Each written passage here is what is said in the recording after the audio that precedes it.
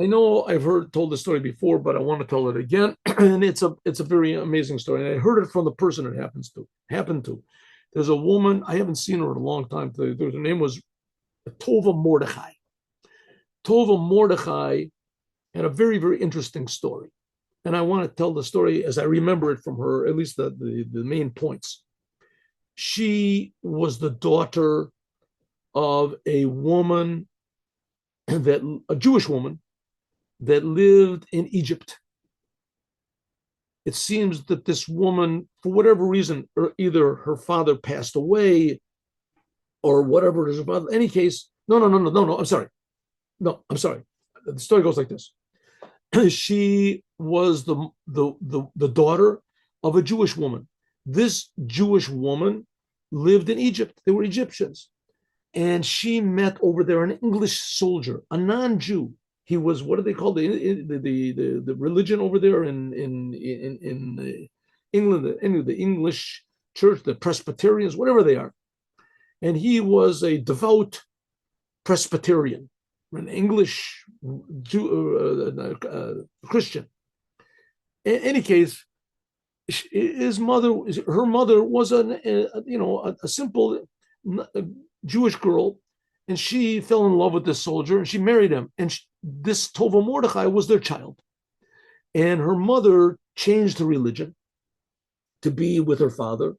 They went back to England, moved to England, and I don't know exactly what the chronology of the whole thing was. Maybe they moved to England first, and she changed the religion, and then this Tova Mordechai was born. In any case, her mother was Jewish, a Jewish woman that converts. A Jew that converts is still a Jew. Doesn't make it.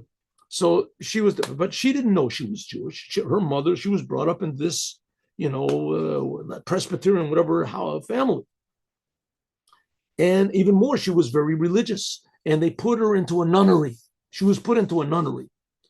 And she lived in this nunnery, and she was very successful in the nunnery, and she was very devoted. And they fasted and they prayed and they whatever they did, and they took their vows, and they were married to JC, whatever it said, Yashkala. Anyway, one day her uncle from Egypt came to visit her mother. Now, her uncle from Egypt was a religious Jew, not a super religious Jew that he looked religious, but he was a religious Jew. And he kept Shabbos and he did everything. And he must have known that his sister, namely this Tova Mordechai's mother, had changed the religion. Nevertheless, he went to visit her and pay his respects. And then he asked where the daughter was and said that she's in this nunnery. And he went to the nunnery to visit her. So he went to visit her in the nunnery, and she was amazed. Who is this man, this Jewish guy? She had learned that the Jews are evil and they're the representatives of the devil and this. And suddenly her uncle comes. He says, a nice guy.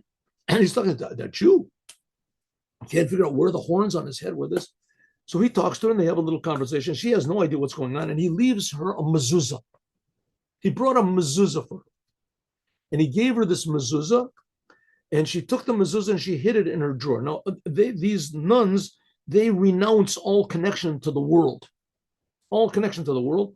And so she really was not supposed to hold on to this thing on her own. And she knew that if it was found, and that she would either have to give it up or it would be confiscated for her. So she hid it.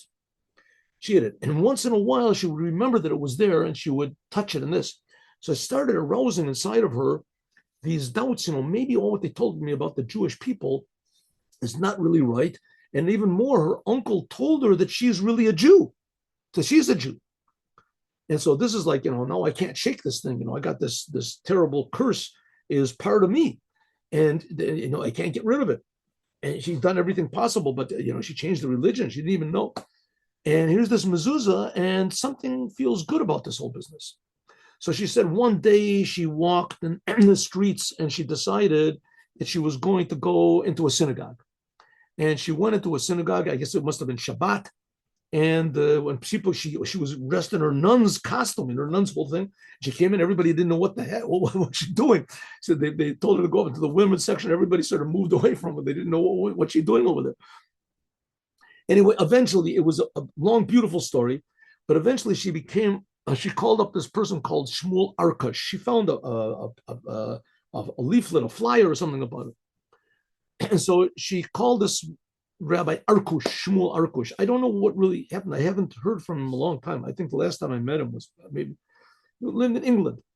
So they invited her to their house, and she went over to their house for Shabbat. She had already been a couple of classes of his, whatever. Anyway, so she went for Shabbat. And so she went for Shabbat to his house. And so this is the way she tells the story. So she said she's already got her big doubts about the church, which is that was like, forbidden to think things that's going to, that opens up all the doors to hell. She goes against the church. That's it. But she's starting having the big doubts about the whole thing. On the other hand, she's thinking, well, maybe Judaism is something to this Judaism, but she's hearing all these bad things about Judaism and about that's not the true religion, etc., like that. And that's sort of really stuck in her mind.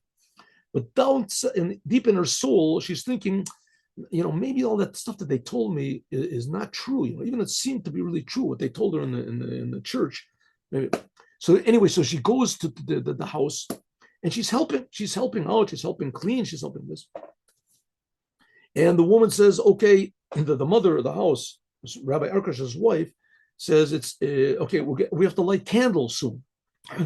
So she said, okay. Now in the convent, in the nunnery, when they would do a religious act, so they would cleanse themselves, and they would wash, and they would think, and they would fast, and they would be very quiet, and they're very austere, and they would approach with tremendous awe, and then they would light a candle or burn incense, whatever the things that they would do. They were prepared. So she said, we have to light candles. So she figured after light candles, she's going to have time to prepare. So the woman of the house says, what are you doing? She's washing the floor. We have to light candles. We have to light candles.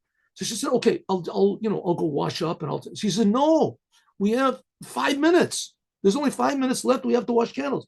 She said, well, what do you mean? Just let me finish. She said, no, you don't understand. We have to light candles before the time. And before the time it's going to nightfall, you can't light candles anymore, right? We have to light candles before nightfall. The time is coming. So she said, well, at least let me meditate a little bit. Let me wash. I didn't do anything. She said, no, we don't have time. So she went and she said, okay. She just wiped her hands off, and she was still, dirty from whatever. That she can change her clothes afterward. So she lit her candles. She said like this. She said lit the candles. And she said, that's it. I'm finished with this Judaism. I realized they were right, what they said. Judaism is just superficial. It's just all these rituals. It has nothing to do with God. It has nothing to do with Judaism, with reality, with holiness, nothing whatsoever. It's just a bunch of empty rituals. And she said, she lit the candle. She was blazing mad. And she said, and she walked up, what is this Shabbos? What is this Shabbos? She went up, she said like this.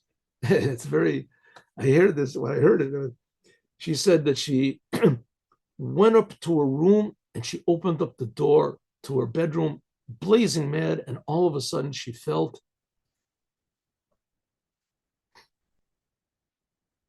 it's Shabbos. So everything was Shabbos. So the floor was Shabbos. The walls were Shabbos.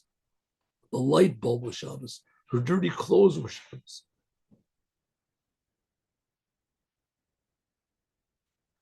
The whole world was screaming, it's Shabbos. So then she realized that's what Judaism is. That's the truth. And that's how she came back to Judaism. Have a good day with Mashiach now.